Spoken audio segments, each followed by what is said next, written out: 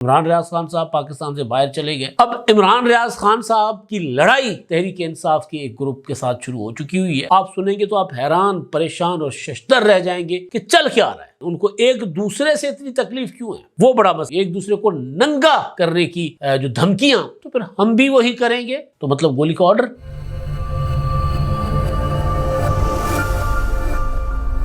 السلام علیکم، میں امداد سمرو۔ محسن نقوی کی وارننگ کے بعد تحریک انصاف کا جواب بھی آ گیا ہے، رد عمل آ گیا ہے، مگر وہ رد عمل یہ بتا رہا ہے کہ 8 فروری کو صرف احتجاجی جلسہ نہیں ہوگا، پی ٹی آئی تیاری کر چکی ہوئی ہے اسلام آباد کی طرف ایک اور چڑھائی کی۔ چڑھائی ہوگی تو کیا ہوگا اس پر تو بعد میں دیکھا جائے گا، لیکن بہرحال ابھی جو محسن نقوی صاحب نے کہا اور اس کا جو جواب آیا ہے، اور اس جواب کے ساتھ ساتھ اصل ٹارگٹ کیا ہے پی ٹی آئی کا، صرف احتجاج یا پھر ایک بار پھر ایک اور انٹرنیشنل ایونٹ جو پاکستان میں ہونے جا رہا ہے اس کا مذاکر کرنا، اس کو خراب کرنا، وہ کون سا ایونٹ ہے، اور پی ٹی آئی کا اگلا جو ہے مرحلہ، یعنی 8 فروری کے بعد اگلا مرحلہ تحریک انصاف کا کیا ہوگا، اس پر بات ہوگی۔ ایک طرف تحریک انصاف حکومت کے خلاف یا بظاہر اسٹیبلشمنٹ کے خلاف تحریک چلا رہی ہے، عمران خان صاحب ٹویٹ پر ٹویٹ کیے جا رہے ہیں، گفتگو کرتے ہیں کہ جی حکومت کے خلاف، اسٹیبلشمنٹ کے خلاف صفا آرا ہو اور حقیقی آزادی اور حقیقی جمہوریت بحال کروائیں۔ دوسری طرف تحریک انصاف کے اندر کی لڑائیاں، اور پھر تحریک انصاف کو مقبول کرنے والے یا پھر عمران خان صاحب کے جھوٹ کو سچ ثابت کر کے لوگوں کو گمراہ کرنے والا جو پی ٹی آئی کا سوشل میڈیا ونگ تھا، جو ٹرولز تھے، جو ولاگرز تھے، وہ آپس میں لڑ رہے ہیں اور انہوں نے ایک دوسرے کے بال نوچنا شروع کر دیے ہوئے ہیں۔ عمران ریاض خان صاحب پاکستان سے باہر چلے گئے۔ اب عمران ریاض خان صاحب کی لڑائی تحریک انصاف کے ایک گروپ کے ساتھ شروع ہو چکی ہوئی ہے، بلکہ یہ لڑائی عمران ریاض نے شروع نہیں کی، شروع کسی اور نے کی ہے۔ اس لڑائی کے متعلق جو چیزیں میرے پاس ہیں آپ سنیں گے تو آپ حیران، پریشان اور ششدر رہ جائیں گے کہ چل کیا رہا ہے۔ یہ لوگ جو عوام کو، لوگوں کو یہ کہتے تھے کہ وہ جو حقیقی آزادی کی تحریک کے لیے، ملک اور قوم کے لیے جو ہے وہ اپنا جدوجہد کر رہے ہیں، جلاوطن ہیں، وہ کر کیا رہے ہیں، ان کو ایک دوسرے سے اتنی تکلیف کیوں ہے، وہ بڑا مسئلہ ہے۔ آپ نے کبھی بھی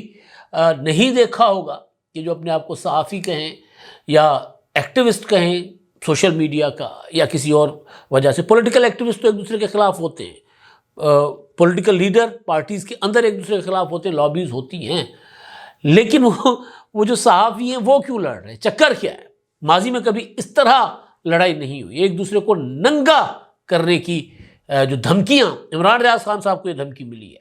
کہ جب سر راہ ننگا کر دیا جائے گا آپ کو۔ دھمکی کس نے دی ہے، کیا چیزیں میرے پاس پڑی ہوئی ہیں، اس پر میں بات کروں گا، لیکن آغاز جو ہے وہ میں کرنا چاہ رہا ہوں۔ محسن نقوی صاحب پرسوں کہا تھا پی ٹی آئی اگر احتجاج سے باز نہیں آئے گی 8 فروری، یا ہم ان کو درخواست کریں گے احتجاج نہ کریں، لیکن اگر انہوں نے احتجاج کیا تو پھر ہم بھی وہی کریں گے جو ہم نے 26 نومبر کو کیا تھا۔ اگر انہوں نے 26 نومبر والی حرکتیں کی تو ہم بھی وہی کریں گے جو ہم نے 26 نومبر کو کیا تھا۔ کل میں نے اپنے ویلاگ میں کہا تھا، یہ تو پھر پی ٹی آئی کا خیال یہ تھا کہ 26 نومبر کو گولی چلائی گئی تھی، تو مطلب گولی کا آرڈر۔ محسن نقوی صاحب یہ کہہ رہے ہیں۔ اب 8 فروری کو بظاہر تو یہ ہے کہ تحریک انصاف ایک جلسہ کرنے جا رہی ہے ثوابی میں، اور اس جلسے سے علی امین گنڈاپور صاحب کو کہا گیا کہ دور رہو۔ علی امین گنڈاپور صاحب کی ایک چھٹی کے بعد ایک اور چھٹی، یعنی ایک چھٹی علی امین گنڈاپور صاحب کی پی ٹی آئی کی صدارت سے، ان کی جگہ جنید اکبر صاحب کو صدر بنایا گیا، اور دوسری چھٹی یہ ہے کہ آپ نے پارٹی کے کسی معاملے میں، کسی احتجاج میں آپ کا کچھ لینا دینا نہیں ہوگا، جو کچھ کریں گے جنید اکبر کریں گے۔ تو علی امین گنڈاپور صاحب کو کہہ دیا گیا کہ جی آپ دور رہیں گے احتجاج سے۔ شک ہے علی امین گنڈاپور صاحب پر اب تحریک انصاف کا، عمران خان صاحب کا۔ عمران خان صاحب تو یہ تک کہہ چکے ہیں کہ جی بشرا بی بی کو سزا علی امین گنڈاپور نے دلوائی ہے۔ تو اب علی امین گنڈاپور صاحب احتجاج میں نہیں ہوں گے، ان کو دور رکھا جائے گا، یا زیادہ سے زیادہ یہ ہوگا کہ یہ اگر تقریر کر لیں رسمی سی، تو پھر علی امین گنڈاپور صاحب وہ وسائل دیں گے جو انہوں نے ستمبر، اکتوبر اور نومبر میں دیے تھے، فراہم کیے تھے، پتہ نہیں۔ لیکن جو محسن نقوی صاحب کے جواب میں جنید اکبر صاحب نے بات کی ہے، وہ بات صرف جلسے تک کی نہیں ہے۔ جنید اکبر نے کہا ہے کہ جی یہ دھمکیاں مت دیں، کسی غلط فہمی میں نہ رہیں محسن نقوی صاحب، ہم نے مکمل تیاری کر رکھی ہے، ہم اس بار مکمل تیاری کے ساتھ آئیں گے۔ ویسے ہر احتجاج کی ناکامی کے بعد، ہر دھرنے کی ناکامی کے بعد اور حکومت میں بھی ناکامی کے بعد پی ٹی آئی کا یہی وتیرہ ہے کہ اب کہ ہم آئیں گے تو تیاری کے ساتھ آئیں گے۔ عمران خان صاحب وزیر اعظم بن گئے، 100 دنوں کا ایک پروجیکٹ انہوں نے دیا تھا کہ جی 100 دنوں میں یہ کروں گا، نہیں اس پر عمل ہوا تو 2 سال کے بعد عمران خان نے کہا میری تیاری نہیں تھی۔ امریکہ میں جب کسی کو صدر بنایا جاتا ہے تو اس کی پہلے ٹریننگ کی جاتی ہے، میری ٹریننگ نہیں کی گئی، یہ عمران خان صاحب نے کہا تھا۔ پھر جو بھی انہوں نے ایڈونچر کیا، چاہے 2014 کا دھرنا تھا، چاہے لاک ڈاؤن اسلام آباد تھا، چاہے پاناما والا معاملہ تھا، یا پھر ابھی جو ریسنٹ جو تحریک مسلسل جو تحریک ایک جھٹکے کے بعد اپنا زمین بوس ہو جاتی ہے، پھر اس کو اٹھانے کی کوشش کی جاتی ہے، تو اس تحریک کے لیے بھی یہی کہا جاتا رہا کہ جی پہلے تو ہماری تیاری نہیں تھی، اب ہم تیاری کے ساتھ آئیں گے۔ تو تیاری والی جو بات ہے وہ یہ بتا رہی ہے کہ یہ اسلام آباد کی طرف ایک اور چڑھائی کریں گے۔ کیوں کریں گے وہ میں آپ کو بتانے جا رہا ہوں۔ 8 فروری کو ایک تو لاہور میں ایک اپنا ٹرائی نیشن جو ہے وہ ہونے جا رہا ہے، کرکٹ مقابلے ہونے جا رہے ہیں، انٹرنیشنل ایونٹ ہے یہ۔ اور جو محسن نقوی صاحب نے جو بات کی تھی، شاید اس پس منظر میں بات ہے وہ کہ احتجاج نہ کریں کہاں، لاہور میں، کیونکہ پہلے تو ان کی کال صرف تھی اپنا وہاں تک، اپنا ثوابی تک، لیکن پھر اچانک پتہ چل گیا کہ 8 فروری کو پاکستان، نیوزی لینڈ اور ساؤتھ افریقہ کے درمیان 3 ملکی سیریز شروع ہونے جا رہی ہے، اور پہلا میچ 8 فروری کو قذافی اسٹیڈیم لاہور میں ہے، جو اس وقت تعمیرات کے تقریباً آخری مراحل میں ہے۔ اس کے بعد 10 کو ساؤتھ افریقہ اور نیوزی لینڈ کا میچ ہوگا، پھر 12 اور 14 تک کراچی میں میچز ہوں گے، اور جو ٹیمیں ہیں وہ 5 اور 7 تاریخ کو لاہور آ جائیں گی، اور پھر اس دوران ٹیموں نے پریکٹس کرنی ہوتی ہے۔ تو آپ کو ایک چیز کا اندازہ ہوگا، خاص طور پر لاہور اور کراچی میں رہنے والے لوگوں کو، کہ جب میچز ہوتے ہیں پاکستان میں انٹرنیشنل لیول کے، قذافی اسٹیڈیم میں یا نیشنل اسٹیڈیم میں، تو پھر آس پاس کے روٹس بند کر دیے جاتے ہیں۔ لاہور کیونکہ چھوٹا شہر ہے نسبتاً، اور پھر لاہور تو پورا کا پورا جیم پیک ہو جاتا ہے، پورا کا پورا، تو مال روڈ بند ہو جائے، جیل روڈ بند ہو جائے، فیروزپور روڈ بند کر دی جائے، تو لاہور تو پورا جیم پیک ہو جاتا ہے۔ جب ٹیم کب ہوتا ہے اپنا ہوٹل سے جاتی ہے اسٹیڈیم تک، اور جب واپس جاتی ہے، تو وہ ایک عذاب ہوتا ہے شہریوں کے لیے۔ اب اسی دن یعنی 8 فروری کو لاہور میں احتجاج کی بعد میں کال یاد آنا کہ اب لاہور میں بھی ہمیں کرنا چاہیے، بنیادی طور پر یہ اس ایونٹ کو نشانہ بنانا ہے، تاکہ جو انٹرنیشنل جو پاکستان میں کوئی ایونٹس ہوتے ہیں تو وہ نہ ہو سکے۔ ایس سی او ہو رہا تھا پاکستان میں،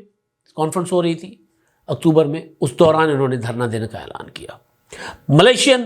وفد آیا پاکستان، اس دوران انہوں نے احتجاج کی کال دے رکھی تھی۔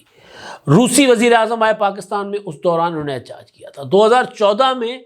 چائنیز پریزیڈنٹ آ رہے تھے، دھرنا دے کر بیٹھ گئے تھے۔ تو اب ایک تو میں نے بتا دیا یہ جو ٹرائی نیشن سیریز ہونے جا رہی ہے، دوسرا 19 تاریخ سے پاکستان میں ICC چیمپئن ٹرافی کے میچز ہونے جا رہے ہیں۔ 19 تاریخ سے انڈیا نے بڑی کوشش کی کہ کسی طرح پاکستان میں چیمپئنز ٹرافی نہ ہو، انہوں نے ICC میں پراپر لابنگ کی، پھر ایک فارمولا بنا جس کے تحت انڈیا کے میچز جو ہیں وہ پاکستان میں نہیں ہوں گے، انڈیا کے میچز کسی نیوٹرل وینیو پر ہوں گے، اور پاکستان نے کہا ٹھیک ہے، پھر آئندہ جو آگے آپ کے ملک میں جو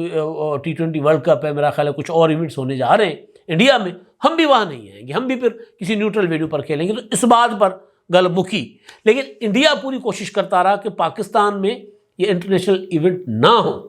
وہی کچھ تحریک انصاف کر رہی ہے،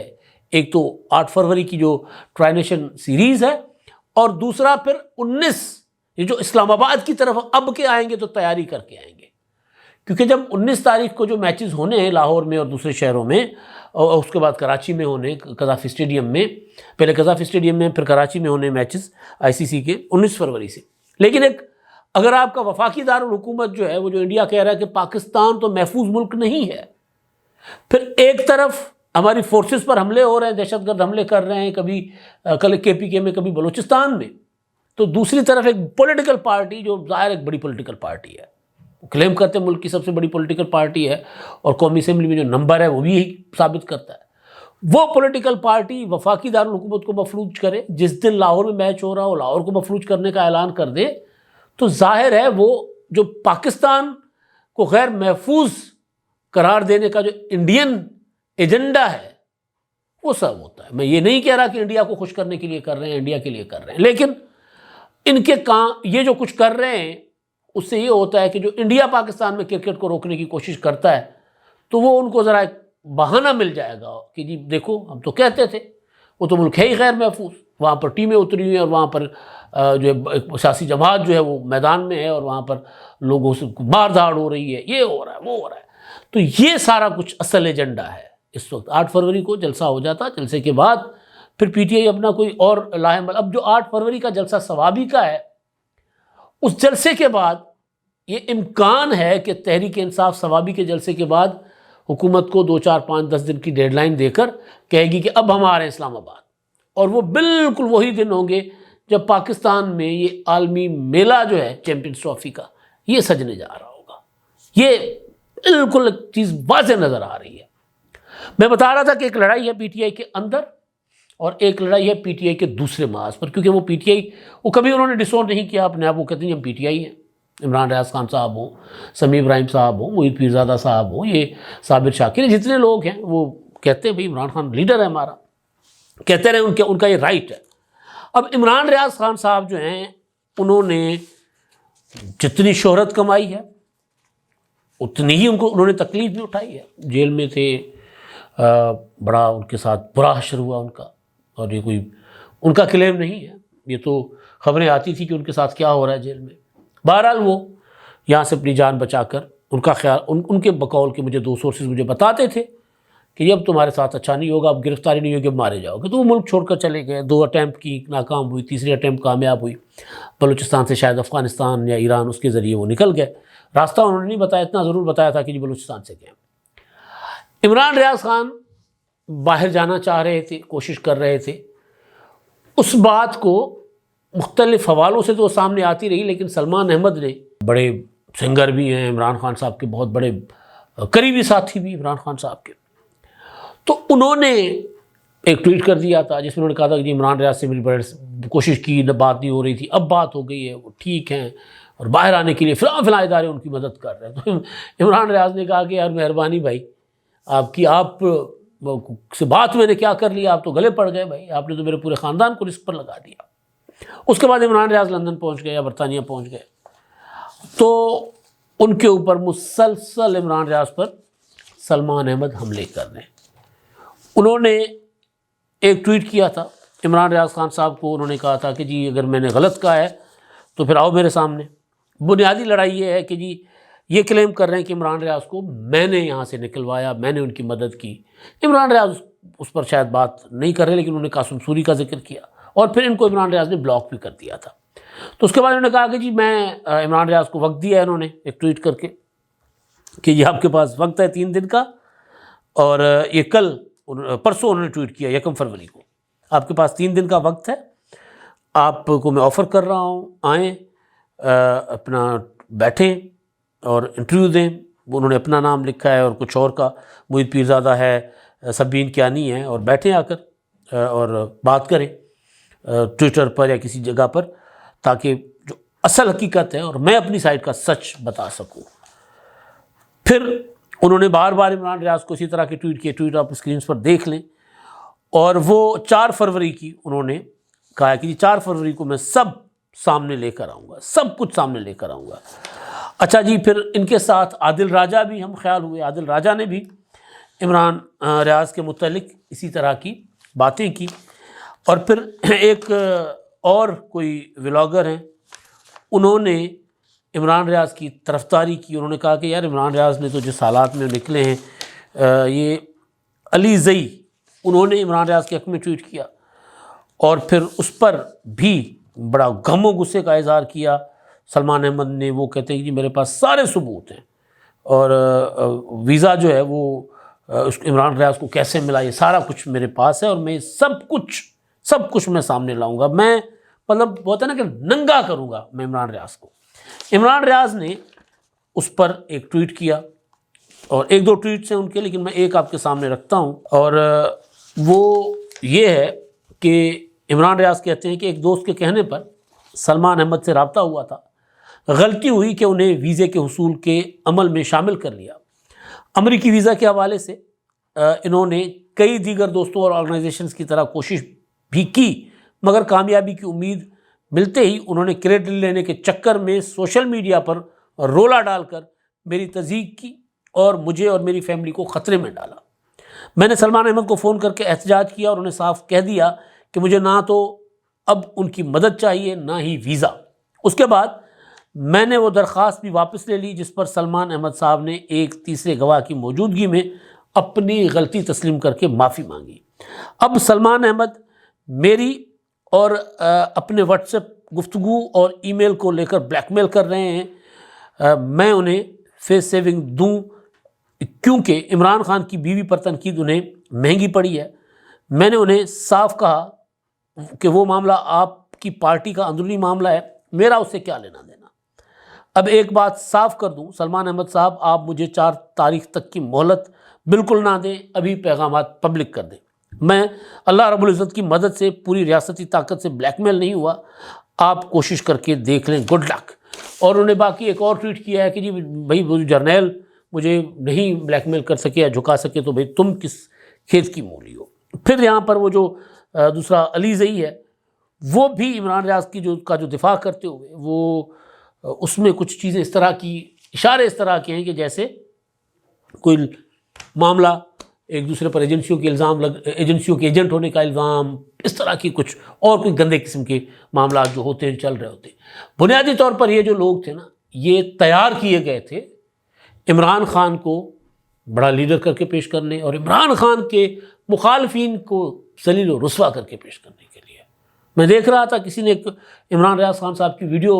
3 ویڈیوز 4 ویڈیوز لگائی ہیں۔ نواز شریف کے دور میں جب فیض آباد دھرنا ہوا تو اس پر جب طاقت کا استعمال ہوا تو عمران ریاض نے کہا کہ اپنے لوگ ان پر گولی کیوں چلا رہی ہے۔ عمران خان کے دور میں جب وہی ایک مذہبی تنظیم جو ہے وہ جب لانگ مارچ کر رہی تھی، دھرنے دے رہی تھی، تو اس پر عمران ریاض نے کہا کہ ریاست کا حق ہے کہ گولی چلائے، اس طرح کی ان کی ویڈیوز۔ تو یہ ایک پراپر ایک عمران خان کے لیے ایک تیار کیا گیا تھا، ایک نسل تیار کی گئی تھی۔ اب یہ کیونکہ لڑائی ان کے درمیان ہونی تھی، یہ لڑائی شروع ہو چکی ہے پارٹی کے اندر بھی اور پارٹی کے باہر بھی۔ یہ جو عمران ریاض نے حوالہ دیا سلمان احمد کا بشرا بی بی کے متعلق جو کچھ انہوں نے کہا، انہوں نے ٹویٹ کیا تھا نا 26 نومبر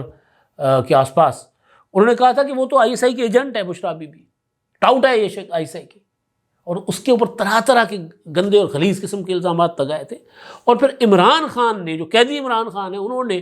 پھر ان کو میسج کروایا تھا کہ اس کو کہو کہ اس طرح کی چیزیں نہ کرو، اس کا ہماری پارٹی سے کوئی تعلق نہیں ہے۔ عادل راجہ ہوں، یہ ہوں، حیدر مہدی ہوں، جو ایک زمانے میں پی ٹی آئی کو بہت، یعنی ایک وقت یہ تھا کہ عادل راجہ ٹویٹ کرتا تھا، ویلاگ کرتا تھا، عمران خان اسی کے اوپر پریس کانفرنس جو وہ